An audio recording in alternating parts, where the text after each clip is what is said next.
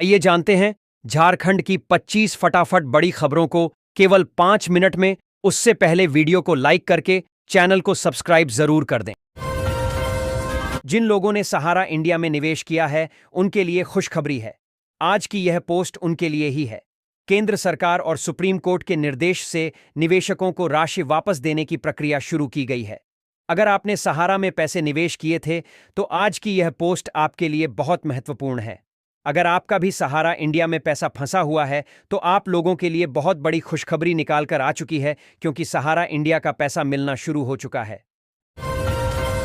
Labour card योजना मजदूरों और उनके परिवार की जिंदगी आसान बनाने का प्रयास है।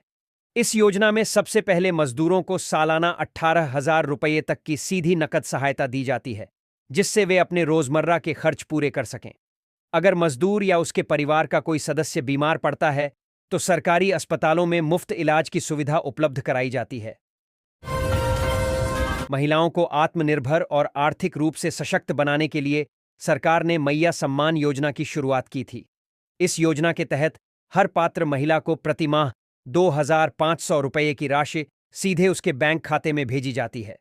योजना का उद्देश्य यह है कि महिलाएं अपने घर परिवार की जरूरतें पूरी कर सकें और समाज में सम्मान के साथ जीवन जी सकें। यदि आप एक किसान हैं तो आपके लिए बहुत बड़ी खुशखबरी है। तेलंगाना सरकार के द्वारा किसान कर्ज माफी योजना की शुरुआत की गई है, जिसके अंतर्गत किसानों का कर्ज माफ किया जाएगा।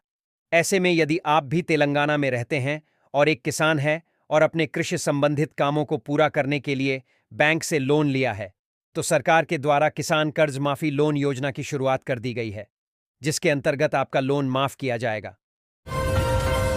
भारत सरकार समय समय पर गरीब और जरूरतमंद परिवारों के लिए नई योजनाएं लेकर आती है, ताकि उन्हें भोजन और अन्य आवश्यक सामग्री सस्ती दरों पर मिल सके।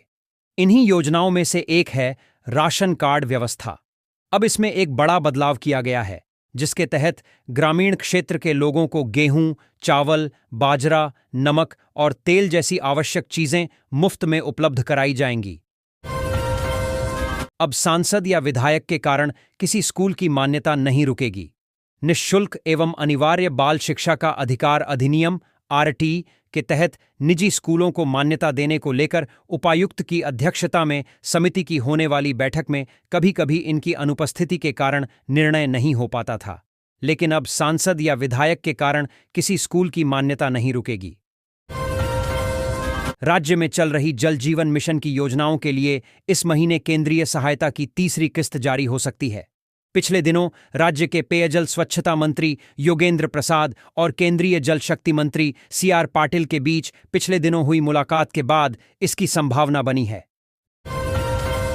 देवघर एयरपोर्ट से अंग प्रदेश के यात्रियों को सुविधा मिल रही है। वहीं पूर्णिया एयरपोर्ट के शुरू होने से अब उनके पास एक और विकल्प होगा। 3 सालों में देवघर एयरपोर्ट से 5.5 लाख यात्रियों ने यात्रा की है। पूर्णिया एयरपोर्ट शुरू होने से भागलपुर के लोगों को कम समय लगेगा, जबकि बांका, जमुई और लखीसराय के लोगों के लिए देवघर आना आसान होगा। टाटा स्टील में अब महिला कर्मचारी तीनों शिफ्ट में काम करेंगी। कंपनी प्रबंधन ने यह कदम लैंगिक समानता को बढ़ावा देने के लिए उठाया है। ओडिशा के कलिंग नगर स्थित आउटबाउंड लॉजिस्टिक विभाग में महिला कर्मचारियों को सफलतापूर्वक तैनात किया गया है। कंपनी का कहना है कि उन्होंने महिला कर्मचारियों को सुरक्षा और अन्य प्रक्रियाओं का प्रशिक्षण दिया है। टाटा स्टील ने वित्तीय वर्ष के लिए कर्मचारियों को 303.13 करोड़ रुपए का बोनस देने की घोषणा की है, जो 6 सितंबर को खातों में जमा होगा। बोनस की गणना कर्मचारी के वार्षिक वेतन और महंगाई भत्ते पर आधारित होगी। कंपनी ने बोनस राशि की गणना के लिए एक सरल फॉर्मूला भी जारी किया है, जिससे कर्मचारी अपने बोनस का अनुमान लगा सकते हैं। पेट्रोल पंप कर्मचारी से 5 लाख रुपए लूट के मामले में 36 घंटा के अंदर ही चाईबासा पुलिस ने 5 अपराधियों को किया गिरफ्तार कर लिया है। अभियान एएसपी पारस राणा ने बताया कि 1 सितंबर को प्रातः 10:20 पर सदर थाना चाईबासा अंतर्गत बैंक ऑफ बड़ौदा चाईबासा शाखा के सामने आईबीपी पेट्रोल पंप कर्मी से लूट हुई थी। चक्रधरपुर रेल मंडल के मनोहरपुर स्टेशन यार्ड में सुबह एक बद्धा हादसा हुआ। एक डीजल इंजन ने ट्रैक मशीन की 5 कैंपिंग कोच को टक्कर मार दी, जिससे ट्रैक मेंटेनर अरविंद कुमार गंभीर रूप से घायल हो गए। एक अन्य कर्मचारी को भी चोटें आई हैं। टक्कर से एक कोच बुरी तरह क्षतिग्रस्त हो गया। डीआरएम ने मामले की जांच के आदेश दिए हैं। अपर न्यायायुक्त एके तिवारी की अदालत ने बेरोजगार युवाओं को कृषि विभाग में नौकरी दिलाने की लालच देकर लाखों की ठगी मामले में नामजद एक महिला सहित 10 आरोपितों को अग्रिम राहत देने से इनकार किया है। अदालत ने माना कि यह एक संगठित अपराध है जो बेरोजगार युवाओं के साथ धोखाधड़ी और शोषण का गंभीर उदाहरण है। झारखंड हाई कोर्ट ने जिला जज के पद के लिए सफल अभ्यर्थियों की सूची जारी कर दी है। झारखंड में जिला जज वरीय न्यायिक सेवा के पद के लिए 8 उम्मीदवार चयनित हुए हैं। वर्धा ने शीर्ष स्थान प्राप्त किया है। इसके लिए वर्ष 2024 में विज्ञापन जारी किया गया था। झारखंड मुक्ति मोर्चा जेएमएम ने बिहार विधानसभा चुनाव को लेकर राजद संघ सीटों पर हिस्सेदारी की बातचीत शुरू कर दी है। राजद के साथ बातचीत पर जेएमएम ने कहा कि गठबंधन मिलकर बिहार से एनडीए सरकार को हटाएगा। रांची की एचआईसी आवासीय कॉलोनी में बुलडोजर एक्शन की तैयारी है। जिला प्रशासन की मदद से जल्द अतिक्रमण हटाने की कार्रवाई शुरू होगी। इस दौरान सैकड़ों अवैध निर्माणों को हटाने का आदेश दिया गया है।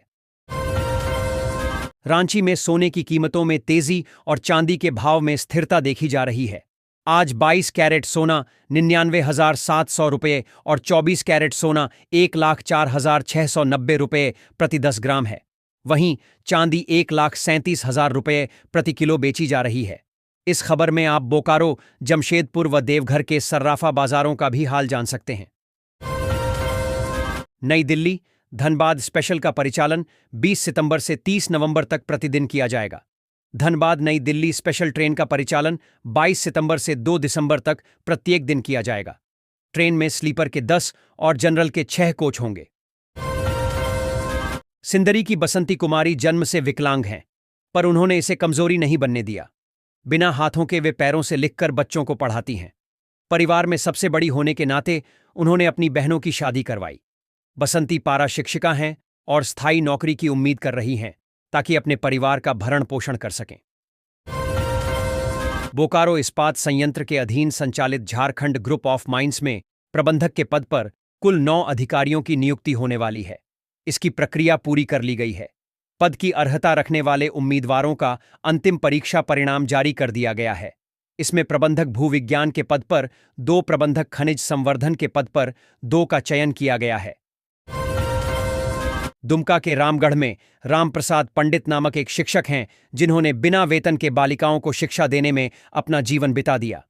प्रोजेक्ट कन्या उच्च विद्यालय में उन्होंने शिक्षक के रूप में सेवा की और 2024 में सेवानिवृत्त हुए। सरकार ने उन्हें कोई भुगतान नहीं किया। सेवानिवृत्ति के बाद भी विद्यालय प्रबंधन समिति ने उन्हें 2 साल का सेवा विस्तार दिया। रामगढ़ के लोग उन्हें गुरुजी कहते हैं।